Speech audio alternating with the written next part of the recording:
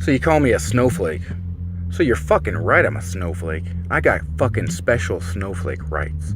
And those rights predicate what I say is okay to breathe, what I say is okay to eat, what I say is okay to drink. And those are my fucking rights. And how fucking dare you say that a market-driven response should predicate my rights? Fuck you. We have human rights first. And I've never spent time in the Air Force. And yet, when I spent time in the Army, what I heard about the Air Force, when they made the Air Force so much fucking better, was their snowflakey fucking rights. They didn't live in a barracks, they lived in a dorm. I lived in a Korean War barracks in 2000 to 2003. In Fort Campbell, these old dilapidated barracks, word said that they had asbestos in them as a flame retardant. I don't know if there was, I don't know if there wasn't. Maybe I was breathing it for fucking 3 years. And so the Air Force live in a dorm. They get mad if their grass isn't green enough, if they don't have enough flowers. I'm lucky if I have fucking flowers. People first, human rights first.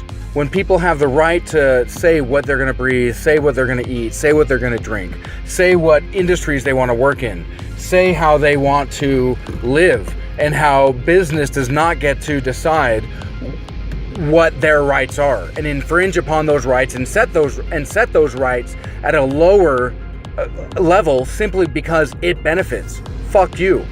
There are certain things that are worth going into the red for, and there are certain things that we're willing to pay taxes for. That's what a better democratic way of life is. That's what a community way of life is, and we can hash that out. But we don't get to say that human rights are at a lesser level simply because business profits off it first. And so the fossil fuel industry owes people a recompense, a reparations, the people. And then upon that, whoever benefited from, whether it be slavery, whatever, owes a certain reparations that we need to figure out and fucking hash out. Because we aren't going to move forward as a society until we expel our demons from the body, send it into the swine and have them go drown in the sea. It's simply not going to happen until we talk about these things and we understand it, and not just understand, but acknowledge and deal with what this means as a people, what this means for us going forward, and how we together collectively decide to move past some of the worst things we have ever done to one another and figure out how we can unify in much the same way that I listened to an NPR episode about a man who was in a clinical trials using MDMA. He went so deep within his mind that he was a agoraphobic Marine Corps soldier with severe PTSD. Went so deep in his mind, he found himself. He found the Marine Corps version of himself, chained.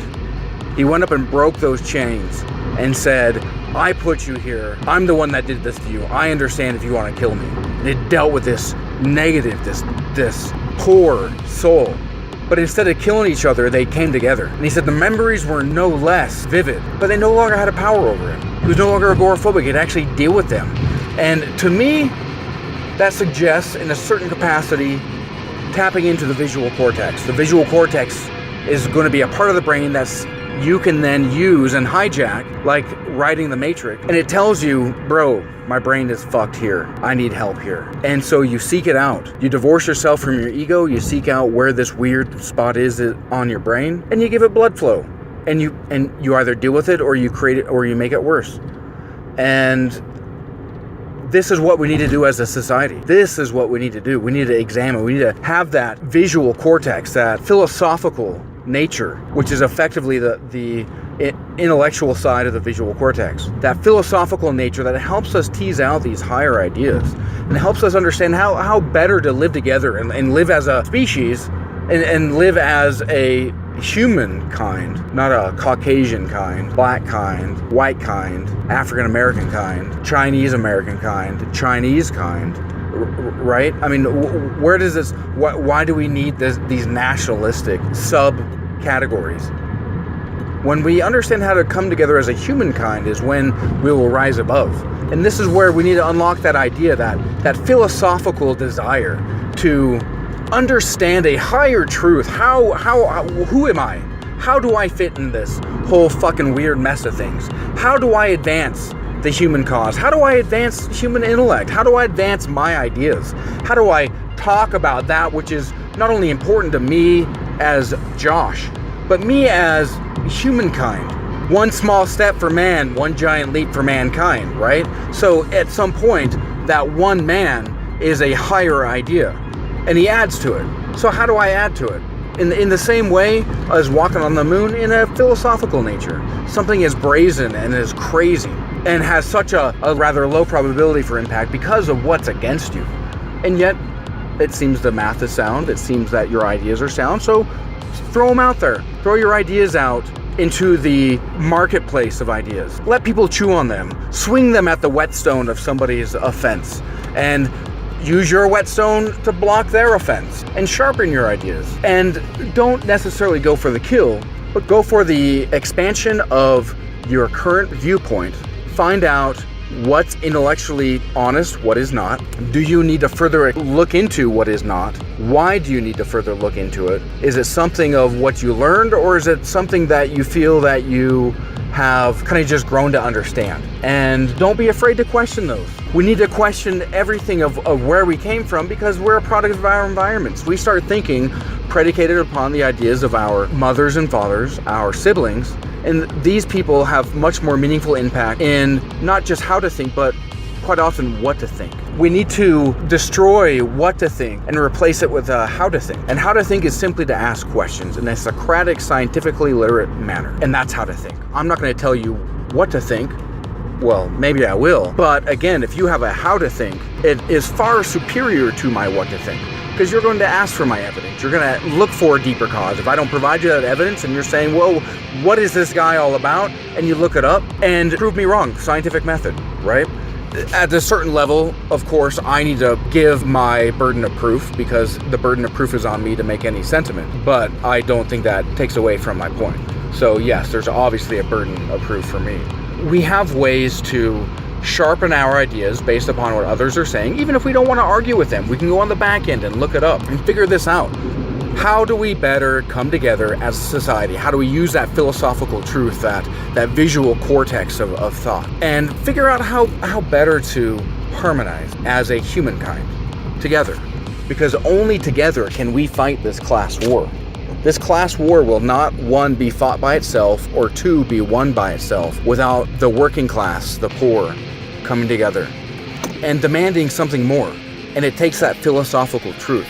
And while not everyone has the liberty to sit back and contemplate such things, those of us that do really should use it to the betterment of those around us. Because at the end of the day, when people get paid more, they have the ability to buy things, they have less want, and it drives crime down. Why does crime exist? Because there's more want. Because people have underpaid jobs that are soulless, they barely scrape by. If they make $1 more, then they lose all government benefits, regardless of how many thousands of a separation that is. Make $1 more. That there's no easing off, there's no scaling. We have government programs that are meant to make you fail, that are meant to hold you into place.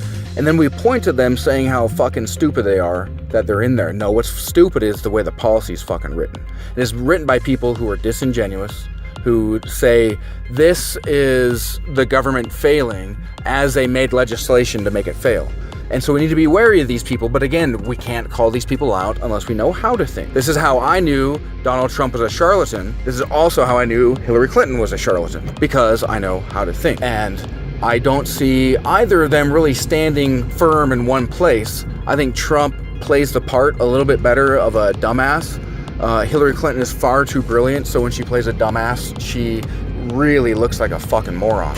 Because she really should just be an authentic person, because she's fucking smart. She knows the ins and outs of things, but she's just corrupt, man. She's just tied to too much money that I can't trust. That's all it comes down to. And so when we have this too much money that I can't trust you, and you only pay me enough to just survive, there's a higher want. And me, of course, is the proverbial sense. But if I'm only me, the civilization, if I'm only getting enough just to survive, there's a huge want. I don't get to save. I don't get to buy things for my kids for Christmas. I have everyone telling me that I should. And if I buy things for my kid for Christmas, they're like, well, you should have saved money.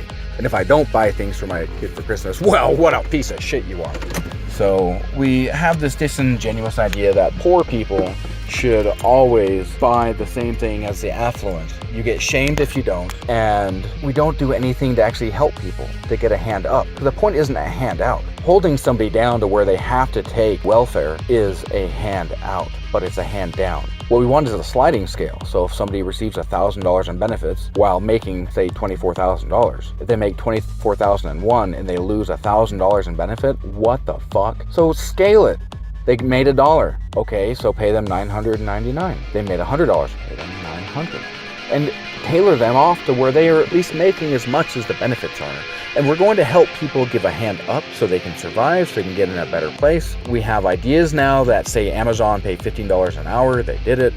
Disney pay $15 an hour, they did it. Granted, they had to be shamed to do it, but again, this is a how to think. This was Bernie Sanders helping you down that rabbit hole in a how to think sense. How does this help you? And with a higher wage, we have more taxes. The taxes help our schools, and they help our public education in general. So it helps the school itself when it's crumbling. It helps the public education when it's crumbling, and you have a maniac at the head of your charter, if you will, Betsy DeVos. But how do you use your ideas to benefit humanity? This is what we need to ask ourselves. This is who we are, and this is ultimately what brings us into the future, into the future, into the future, into the future, into the future, into the future, into the future, into the future, into the future, into the future, into the future, into the future, into the future, into the future, into the future, into the future, into the future, into the future, into the future, into the future.